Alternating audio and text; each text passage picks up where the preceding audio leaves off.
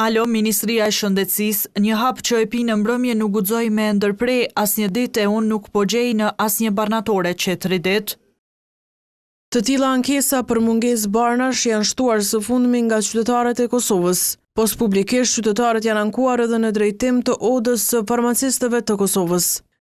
Jo më larg se dje për një produkt i cili ka qenë me një vlerë €1.30 janë obliguar që pacientët shkojnë ta marrin në shtetet, saktësisht në Kuks, në të cilën e kemi pas si formatin e ankesës në formë gojore. Mirë po, ende do të kemi derisa nuk bëhet një pezullim i vendimit. Krejt kjo duket se ka lidhje me fillimin e implementimit të ligjit për nivelizim të çmimit të barnave nëpër farmacitë kosovare, që kishte nisur me një shkurt. Nënkryetari i odës së farmacistëve të Kosovës, Astrid Haxhijaha, po thotë se ky vendim e ka sjellë në këtë gjendje sepse është bërë pa koordinim me farmacistët e Kosovës.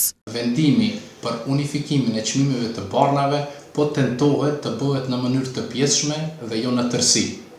Çmimet e barnave edhe janë ulur, edhe janë ngritur, mirë po jo në formatin drastik siç i ka prezantuar Ministria e Shëndetësisë.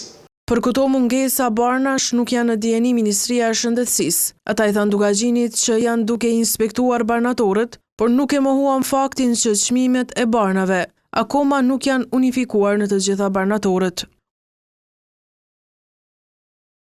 Të gjithë mekanizmat ligjor që Ministria e Shëndetësisë ka në dispozicion janë duke u shfrytëzuar me qëllim që tregu farmaceutik të mbetet i furnizuar dhe qytetarët të kenë mundësi për të blerë barna të nevojshme për shëndetin e tyre. Deri më tani, Ministria e Shëndetësisë nuk ka ndonjë informacion zyrtar për mungesën e ndonjë produkti në treg.